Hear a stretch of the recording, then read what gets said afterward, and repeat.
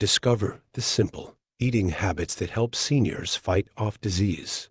Welcome to Elderly Voices, where the wisdom of years meets the hope of healthy living. I'm Dr. Eric Bergman, and I'm delighted to have you here. Today, we're going to explore how simple eating habits can help seniors fight off disease and rediscover vitality. As a physician who's worked with older adults for decades, I've witnessed firsthand how small changes at the dinner table can lead to astonishing improvements in health.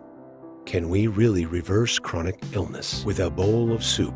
Can choosing the right foods help someone in their golden years feel stronger and more alive? Today, I'll share inspiring stories of seniors from different parts of the world who transformed their health with simple, wholesome foods. Along the way, we'll talk about the nutrients in everyday foods, like spinach, chia seeds, or oats, and how they help reduce inflammation, stabilize blood sugar, and boost overall health.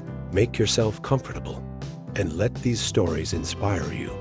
By the end, you might just feel motivated to make a small change in your own kitchen. Let's dive in. Meet Maria, a 79-year-old grandmother living in a sunny village in Italy. Maria had spent a lifetime caring for her family, pouring love into homemade pastas and rich desserts. But in her late 70s, she found herself slowing down. Years of heavy sugary foods had left Maria overweight and battling painful inflammation in her joints. Walking to the market became a struggle, and gardening, her favorite hobby, seemed impossible with her aching knees. Her turning point came at her grandson's birthday party when her knees throbbed and she couldn't join the children at play. That night, Maria said to herself, "Enough is enough." She remembered how good she used to feel eating her mother's simple vegetable soups and salads, and decided to return to those roots to see if those foods could restore her health. The very next day, Maria pulled out an old family recipe for minestrone soup, a hearty Italian vegetable soup. She filled her pot with water and added tomatoes, carrots, beans, and a generous handful of spinach leaves. She drizzled in a bit of olive oil and tossed in garlic and rosemary.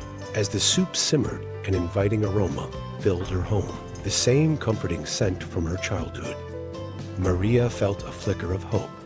Could something as ordinary as soup help ease my pain? She wondered. For lunch, Maria savored a bowl of this warm, nourishing soup.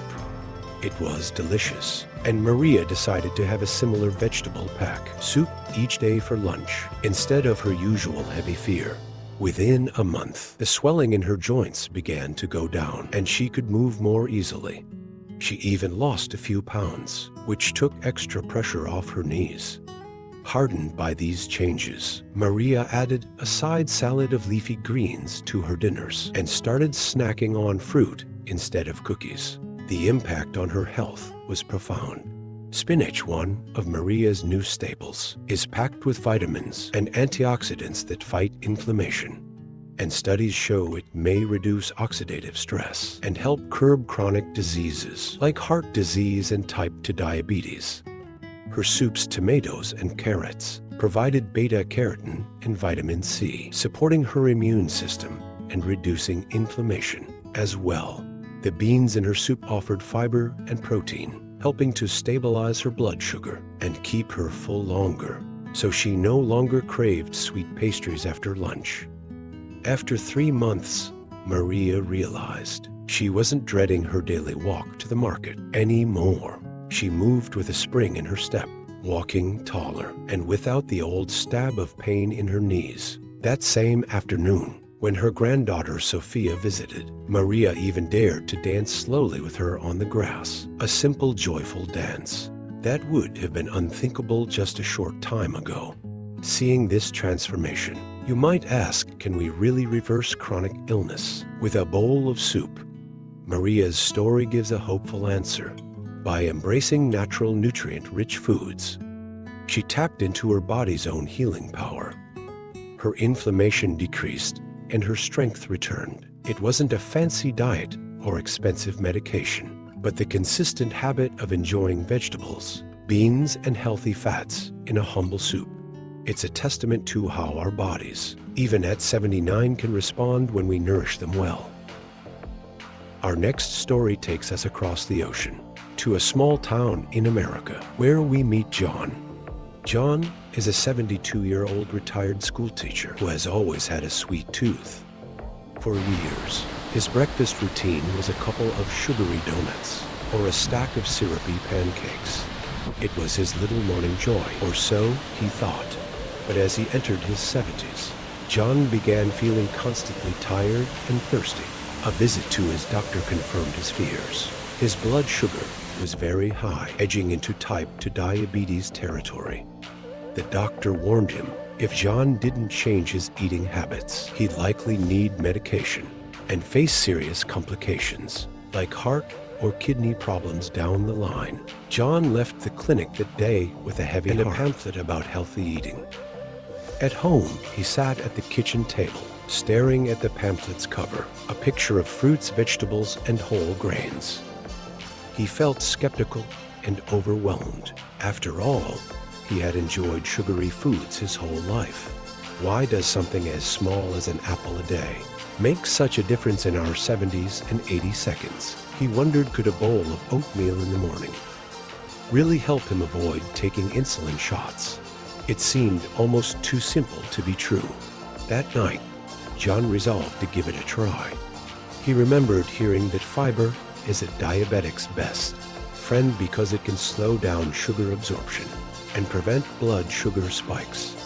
The next morning, he swapped his usual donuts for a bowl of oatmeal. To make this new breakfast appealing, he got creative. He added a handful of blueberries and sliced up a fresh apple to sweeten the oatmeal naturally, and sprinkled some chia seeds on top for a bit of crunch and a dose of heart-healthy omega-3 fats. The first bowl of oatmeal was a big change from his usual breakfast, but it was warm, comforting, and surprisingly satisfying. The natural sweetness from the berries and apple made it enjoyable. After breakfast, he noticed he felt full until lunchtime, instead of getting shaky and hungry by mid-morning. This was the fiber at work. Since fiber isn't digested, it keeps you full longer and doesn't cause the blood sugar spikes that refined carbs do. Over the next weeks, John not only stuck with his oatmeal habit, but also started making other small changes. He replaced white bread with whole grain bread for his sandwiches. He found that he enjoyed snacking on a crunchy apple or a handful of nuts in the afternoon. Instead of cookies, these swaps didn't feel like a diet. They were just small tweaks to his routine. A few months later, John had a follow-up with his doctor. He had lost 10 pounds without feeling deprived. The increase in fiber kept him full on fewer calories, and with more stable blood sugar. He even had the energy to take evening walks. His blood tests were the best they'd been in years. His blood sugar levels dropped out of the diabetic range, and even his cholesterol had improved. The doctor was delighted and told John he wouldn't need diabetes medication if he kept this up. Walking out of the clinic, John felt proud and more optimistic about the future. His new breakfast turned out to be powerful medicine in disguise. The oats provided cholesterol-lowering soluble fiber. The blueberries gave a boost of heart-healthy antioxidants, and the apple offered extra fiber, plus flavonoids to fight inflammation. Evidently, an apple a day does help keep the doctor away. One study found that older adults who ate apples daily had a significantly lower risk of frailty.